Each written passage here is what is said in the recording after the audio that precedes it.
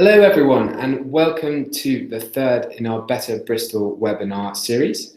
Today we're going to be looking at running your project.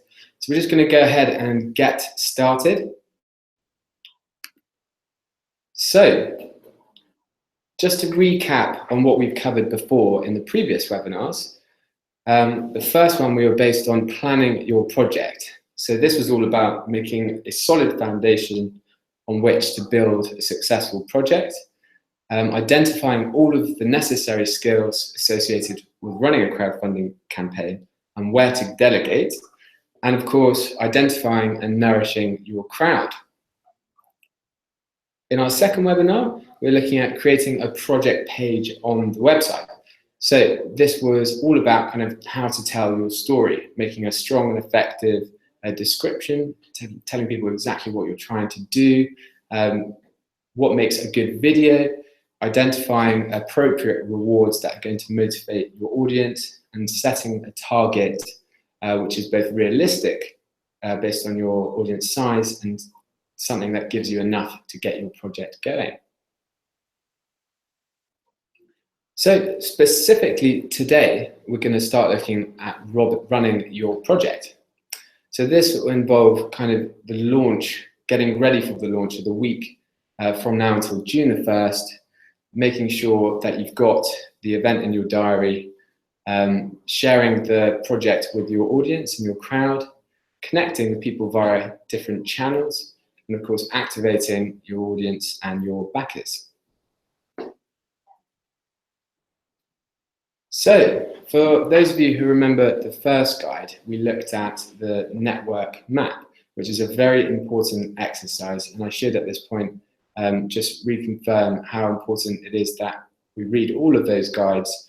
There's a lot of really interesting information in there, and it has a huge impact on the success of your project. The network that we looked at was recognizing your core audience. So looking at your team, your personal networks. This is friends, family, colleagues, people who are familiar with your project. And of course, this is your inner circle. So with this, we start from the middle and we work our way out. It's really important to get those early pledges on the page. So that's a good way to assure that is by contacting everyone on your personal network and making sure that they're ready to pledge on that date. And of course, with this personal network, you need to be personal and direct. So if you have the opportunity to pick up the phone, definitely do. And when it comes to moving out into the outer circles, you should try and shift through the gears in stages. So make sure your first week is about your personal network, and then move up into the outer circles later on. So, getting launch ready.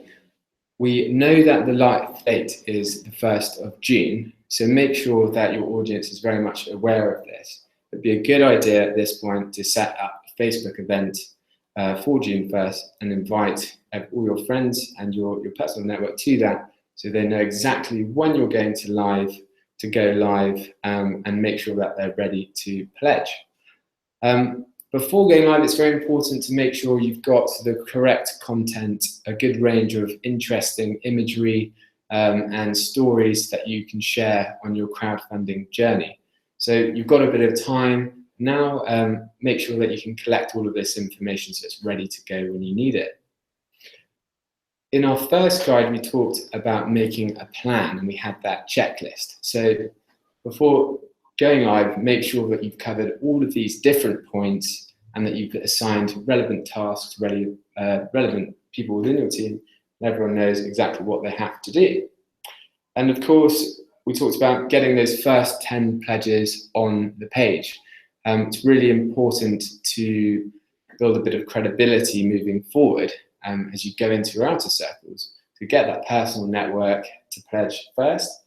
And the way that you do that is certainly by the phone. I was talking to a project the other day, Mock and Coffee, and the guy was telling me that what he did was he got his team in one room for the day, and they spent the whole afternoon calling out to everyone within their personal network and locking in those early pledges. So before you go live, it would be, it's a great idea to have a launch party. It doesn't have to be anything huge. It could just be just your team members, a recognition of kind of all the hard work that you put in, and all of the exciting stuff that's about to happen. And of course, anyone that you can invite is a great way to secure some extra pledges. So in our third guide, running your project, we have a communication checklist, which is a really interesting way to see all the different kind of channels that you can use to communicate with your audience. When you look at your network map, all of these different groups that you've listed on there should fall into these different categories. And as you can see, you've got the number of people within each group and what your plan will be. Each group is very different, so you'll have to have a separate approach for each, some of which you can group together. The way that we like to do it is to write everything down on your calendar. So one day you might be sending out some personal emails. One day you might be doing a big Facebook post and a bit of activity on your social media. You might have booked in a bit of media and press for one day, and maybe across the weekend you're attending a local event to do a bit of networking. But it's important that you've got that plan set up over that kind of 4-week period, so you know exactly what you should be doing every day.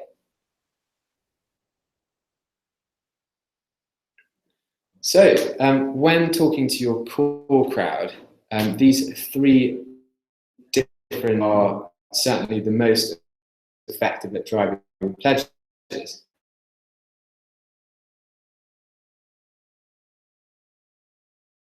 As to get 80% of the total of your pledges. So make sure that you're comfortable with each of these tools and you've got a plan for your emails and your social media.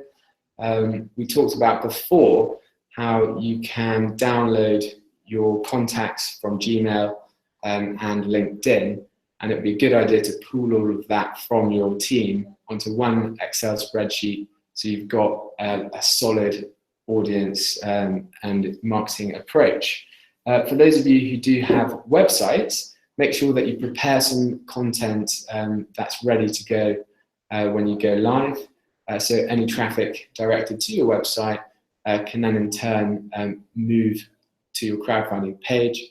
We do have a widget that you can download from your crowdfunding page, which will live on your website and direct all the traffic to the pledge box on your crowdfunding page.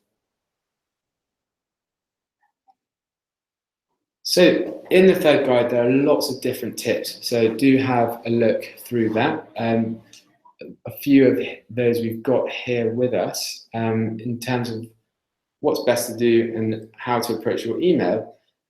We talked about being as personal as possible, so do avoid things like "Dear Sir."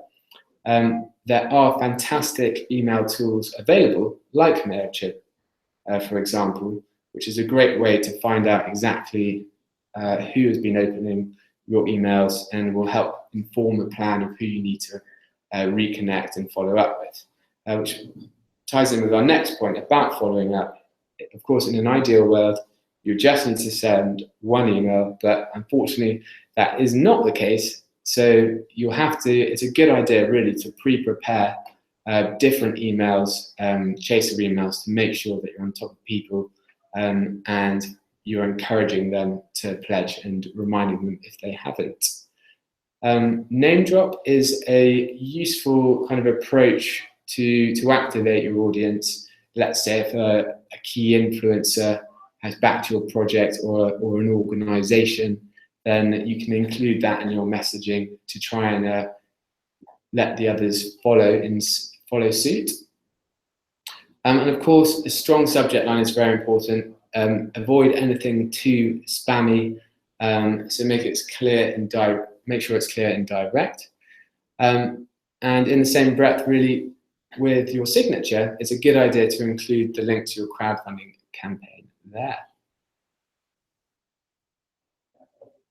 This is an example of a tweet from a key influencer, Kevin MacLeod, on our project that ran called Otter Farm.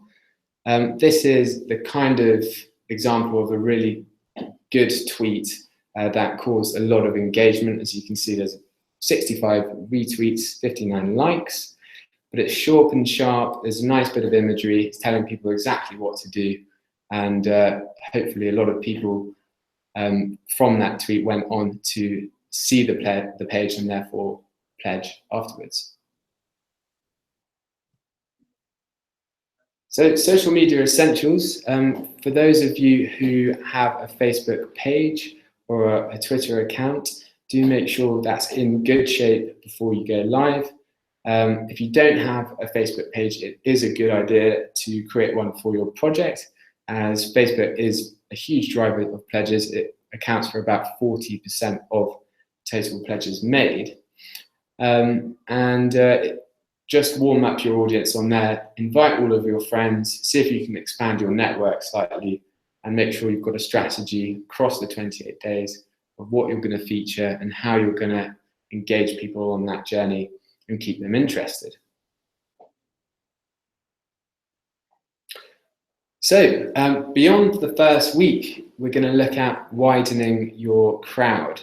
So this is when it would be a good opportunity to get any press releases or media attention involved. Once you've got a bit of a percentage raised on your actual project, that's built the credibility and it's ready to show to the wider audience. And because of the projects that we're dealing with here for Better Bristol are location specific, do get out there with some flyers and posters.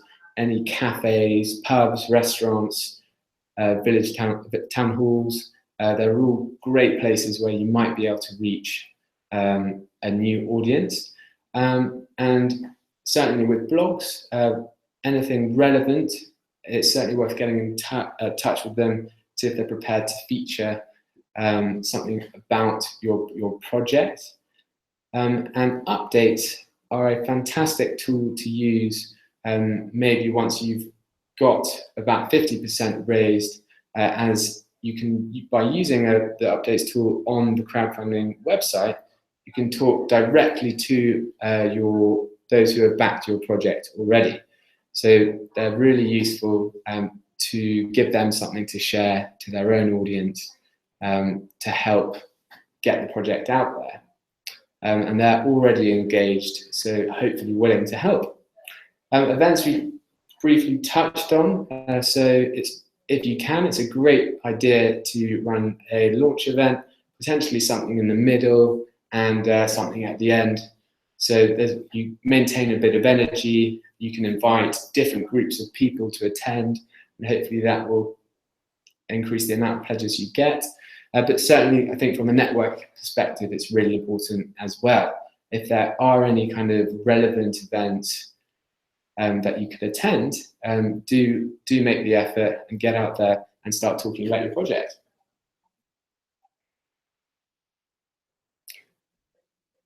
So on the website, there's lots of fantastic data that Crowdfunder collects on your behalf. So we have different graphs, as you can see here. This shows your progress to your target over the entire campaign. There are other graphs which indicate your page views across the campaign, and this can be really useful, because if you find a particular spike in page visits, then you can trace that back to what activity you've done that day or activation that caused that, and then you can then look at replicating and repeating that later in your campaign. Your dashboard, there's lots of interesting statistics on there, so the average pledge on your project and the conversion rate. So the people who visit your page, what percentage of those are going on to pledge? The average is about 5%, so you should try and drive that up. And below that, you can see the actual sources of your pledge. So as you can see, you've got Facebook, direct crowdfunder link there, Twitter.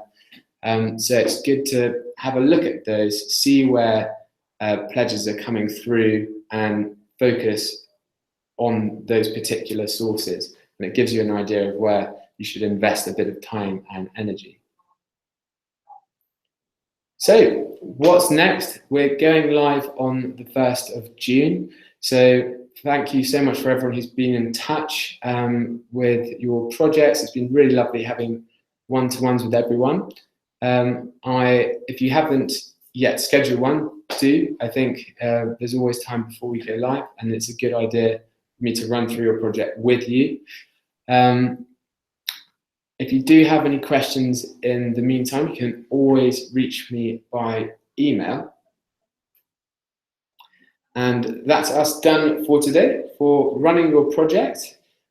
The next session will be on Wednesday, 31st of May at 12:30, where we'll be doing a live Q&A.